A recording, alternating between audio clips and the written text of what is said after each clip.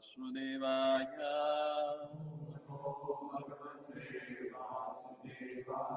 Om Namo Bhagavate Vasudevaya.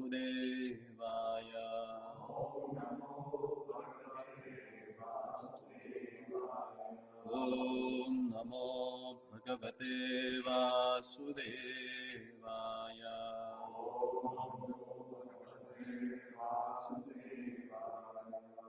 Narayanam namaskrityam naram chaiva narottamam devim saraswatim vyasam tato jayamudiraye. Nashtaprayeshu abhadreshu nityam bhagavata sevaya bhagavati uttama shloke bhaktir bhavati naishtiki. Krishnaya Vasudevaya Devaki Nandanaya cha Nanda Gopakumaraya Govindaya Namo Namaha. Namo Narinanitraya Venuvadya Vinodine Radhadara Suhapan Shaline Vanamayine Mahabhavaswarupasvam Krishna Priya Mariyasi Prema Bhakti Prade Devi Shri Radhikatmam Namostute. So we'll continue our discussion from Srimad Bhagavatam, Canto 4, Chapter 11, Advices to Dhruva Maharaj from Swayambhu Manu. In previous 4 verses we have discussed what Vaishnavism is, what their lordship really wants from his devotees. And for the satisfaction of Lord, what things are needed. After explaining this philosophy of Vaishnavism, Swayambhu Maharaj saw that Dhruva Maharaj is still dissatisfied because of the death of his brother. Then he started explaining him about the whole material creation, how this material body is created, what are the ingredients of this material body, how these material ingredients are operated by the external energy of the Lord. And even though everything is created by the Lord, but still how is aloof from that? And what is the Achinta Vedavit Tattva, the inconceivable potency of the Lord? There are so many things that he has explained. So at least in this 5 verses, what he has explained, that we are going to discuss today. In the previous verse, like text 14, we have seen that if someone satisfies his Lord, then what is his achievement, what he is going to achieve in his life. Manu Maharaj says, Jivana Muktir, that person attains the liberation in this life itself. And Nirvanam Rachati. And he goes to that place where there is no suffering after leaving this body. So if you satisfy the Lordship, that's the result that you are going to get. After hearing that also, he saw that Dhruva Maharaj is not that much satisfied because of the grief that he has in his heart for the death of his brother. Then he started giving the cause of that particular reason, why he is dissatisfied.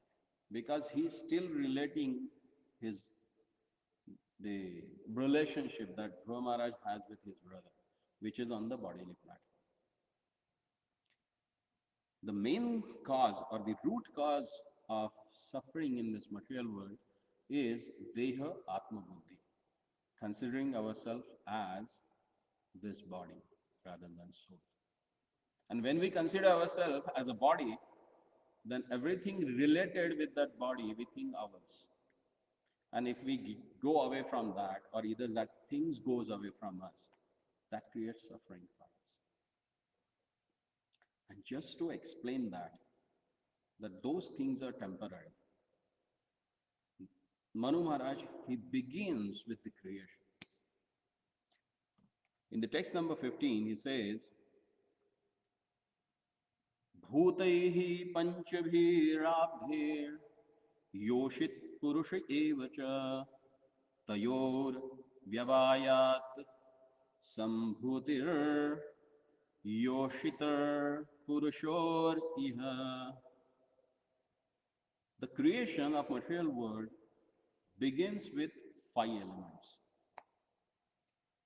And thus, everything, including the body of man or a woman, is created of these elements. By the sexual life of a man and woman, the number of men and women in this material world is further increased. So, first thing that Lord is Manu Maharaj is clarifying that everything in this material world, including the body of men and women, are made up of five elements. So, which are they?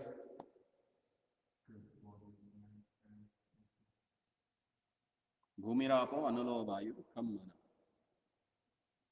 Kham. These are the five: earth, water, ether, air, fire. These are the ingredients of this material body.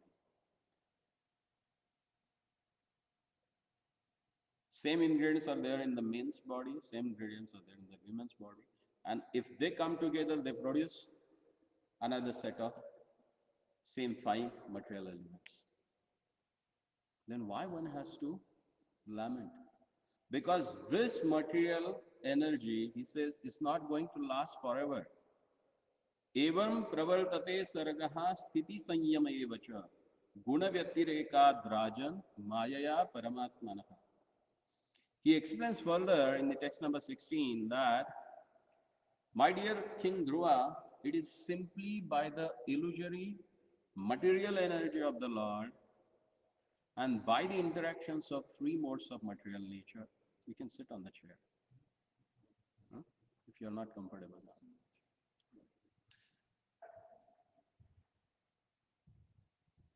Creation, maintenance, and annihilation takes place. So anything in this material world is created, maintained, and annihilated by the external potency of the Lord. That need to be understood. It's not that something is created by the men and women. They try, but not every time they get successful to conceive a child. Unless and until these three modes of material nature, they become active. So it's the Lord's external energy that forces to create something, to maintain something, and to annihilate something. So in that way, he's trying to console Dhruva Maharaj. Don't lament for the death of your brother, because anyhow, his body is made up of these five elements, and they are going to get annihilated. So what's the cause of lamentation? And that of the person like you, whom Lord has spoken, for whom Lord has appeared, then you can understand the illusory potency of the Lord. The person who has seen the Lord, who had offered prayers to the Lord, gets illusioned by that. What to speak of us, where we stand? Hmm? And that's why Prabhupada, once Harishari Prabhu asked Prabhupada, what do you pray when you go in front of the deities? Prabhupada very gravely said, I pray for my Lord, please save me from your Maya. She is very powerful. Do we pray that when we go in front of the Lord? No. Because that's the potency of the illusion energy, that she makes you forget that you are illusioned, that you are covered with the potency of the Lord. And whoever realizes that, we call them Mahatmas, because they seek shelter of their Lordship so that they can get rid of that covering potency. Then further, Manu Maharaj says, Nimitta matram tatrasin nirgunaha purusha rishavaha. Vyakta vyakta idam vishwam yatra bhramati lohava. So here, as Lord has explained in the ninth chapter of Bhagavad Gita, Matstani sarvabhutani nachoham teshu avastitaha. Even though everything comes from him, maya adhyakshena prakriti, huh? Everything is controlled by him, but you can't see him there, right there, that personally he is controlling them. And that's why foolish fellow, they think that God does not exist. This, everything is taken care by the nature. But whose nature? Nature means it's someone's nature, you know. Nature word itself does not have any meaning unless and until it is related with someone. It's someone's nature. So whose nature is that? So he says here that nimitta matra tatrasin nirgunaha. Lord is nirgunaha. He never gets contaminated with the gunas, the modes of material nature. He never gets affected by the mode of goodness, mode of passion, neither mode of ignorance. And that's why he is called Nirgunaha. And who is he? Purusha Vrishabhaha. He is topmost among the enjoyers. Even though he is the enjoyer, the creator and maintainer of this material world, but still he is Nirguna. He never gets affected by that. Vyakta avyaktam idam vishwam. The manifested, unmanifested, everything, he says, yatra brahmati lohavat. Just like the pieces of iron, they get moved by the magnet. You won't see what is that actually pulling or pushing that small pieces of magnet of iron. Can you see that? What is that exactly which attracts the iron toward the magnet? But they move. So same way, Lord, even though he won't get affected by the contact of this material nature, but material nature do get affected by the Lord's presence. And then he further says,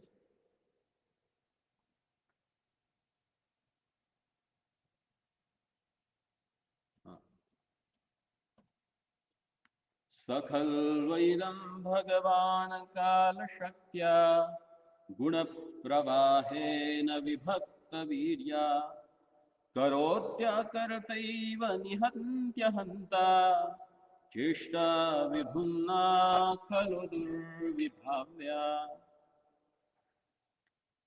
Now, this text 18, where Manu Maharaj is explaining about Achintya Bhedave Tattva. Some people they think, oh, Lord Chaitanya has invented this, and Gaudiyas are following that only. It is never mentioned anywhere in the scripture. But here it is, right in the 4th canto, 11th chapter, text number 18. This Achintya Bhedave Tattva is explained by Manu Maharaj. To whom? To Dhruva Maharaj. And there he says, Sa khalu idam bhagavan kala shakti guna pravahena vibhakta virya karotya kartaiva nihantya hanta cheshta vibhunna khalu durvibhavya. There are two words which are very wonderfully used in this verse. One is vibhakta uh, vibhakta shaktya or vibhakta virya, and second one is durvibhavya. Durvibhavya means which is inconceivable, and vibhakta virya means divided potencies of the Lord.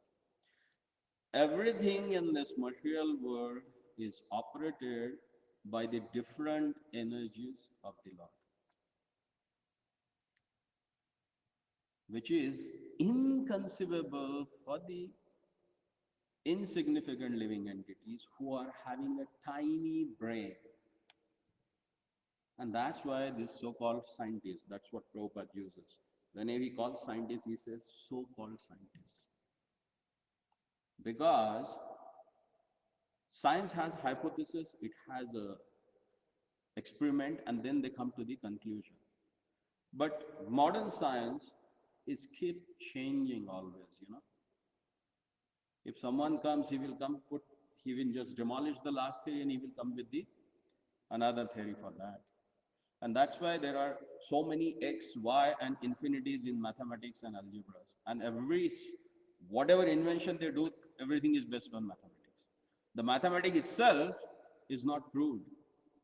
Then what to speak of other things that those are based on that mathematics. And spirituality is called science because it never changes. It has hypothesis. Using that hypothesis, if you do experiments, you are going to get the same conclusion which are explained in the hypothesis. There will be no difference. And nobody comes anew and puts some new theorem in that. Everything is eternally going on in the same ways. So in this translation, Swam Manu says, the Supreme Personality of Godhead, by his inconceivable supreme energy, time, causes the interaction of three modes of material nature, and thus varieties of energy become manifest. It appears that he is acting, but he is not the actor. He is killing, but he is not the killer. Thus, it is understood that only by his inconceivable power is everything happening.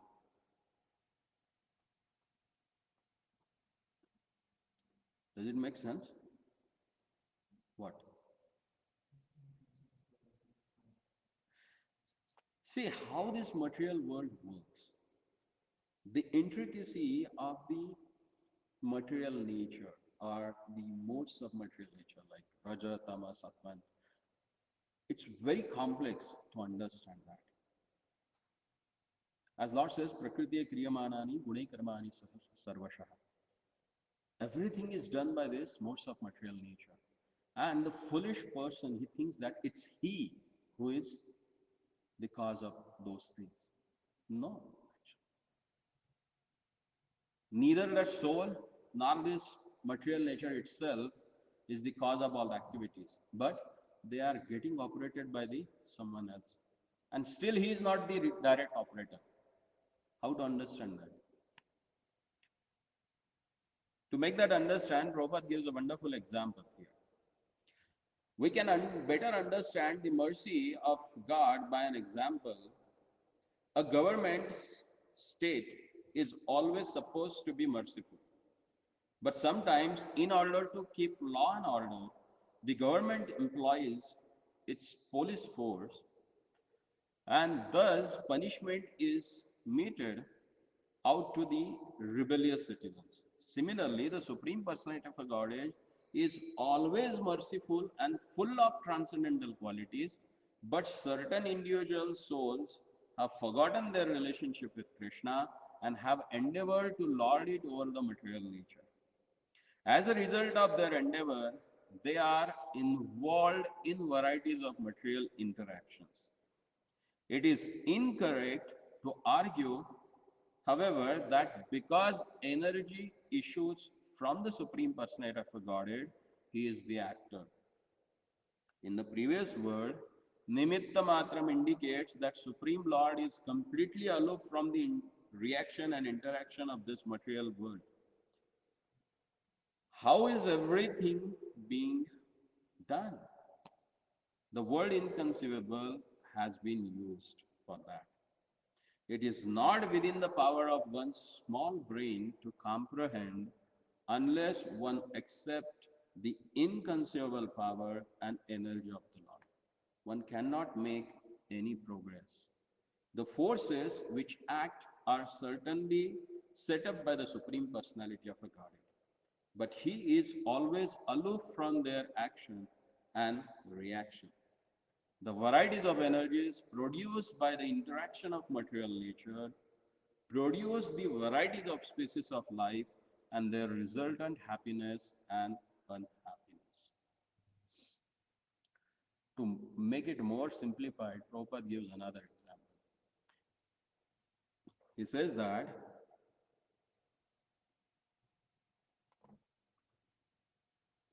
he quotes from Vishnu Puran. Fire is situated in one place, while the heat and light produced by the fire act in a many different ways. it's very difficult to understand still. So he makes it more simplified. He gives another example. He says that the electric powerhouse is situated in one place somewhere.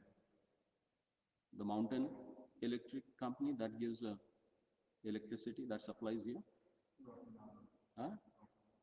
Whatever. So that powerhouse is somewhere else. But by its energies, many different types of machineries are moved. That power transformer that gives power that comes to the small transformer, from that small transformer it gets transmitted to all these houses.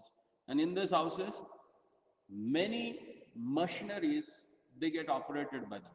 Like this laptop, chandeliers, heating and cooling system, everything gets operated. But what is the cause of that? Which is unseen. The main cause is that power loss. If the power gets cut down there, you may have machineries, you may have the small transformer here, everything is connected. It will not work. So same way, unless and until this material energy is not related with the Lord, and you won't understand in that way, it's not going to work in any way in your life. So Prabhupada says here, the production is never identical with the original source of the energy. But the original source of energy, being the prime factor, is simultaneously one with the different from the product. Therefore, Lord Chaitanya's philosophy, Achinta Bhedavet Tattva, is perfect way of understanding. It's inconceivable because there's another phrase that they use for their Lordship, that is Kartum Akartum Anyatha Kartum Samartha Sa Ishvara. The definition of their Lordship has given in Vedic text is that Kartum, he does. Akartum, he, never does anything. And still, Akartum Anyatha Kartum Samartha. It may not be seen that he is doing, but still he is capable of doing that things.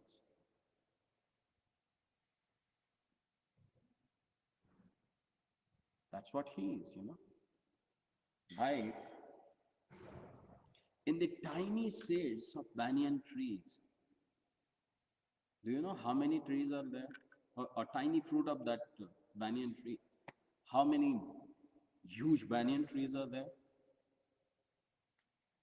Can you make it out? How much biggest seed is there? Very tiny, but you get huge trees out of that. How that happens? Who does that? Who compact them and place in that small seeds? Like Prabhupada gives one story, a cobbler and Pandit, a very big scholar. So once Devarshi Narad was traveling. So while he was traveling, he come by to two personalities. He saw one cobbler sitting under the big banyan tree, and he's repairing the shoes. And he saw the another Brahmin who was really expert in all Vedic text. He was doing all his Trikal Sandhya, everything. So Devarshi Narad, while passing by, the cobbler, he saw Devarshi Narad, and immediately he offered his pranam and he offered his respects and everything.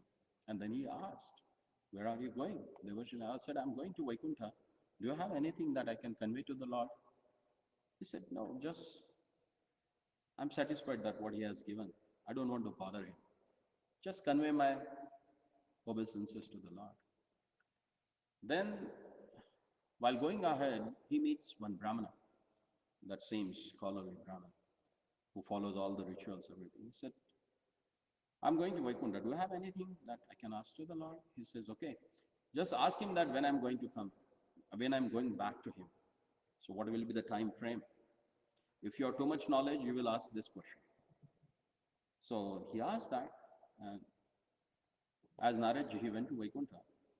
Lord said, "Oh yes, something is there. That's why you are here. Otherwise, You won't come to Vaikunta, you just travel everywhere.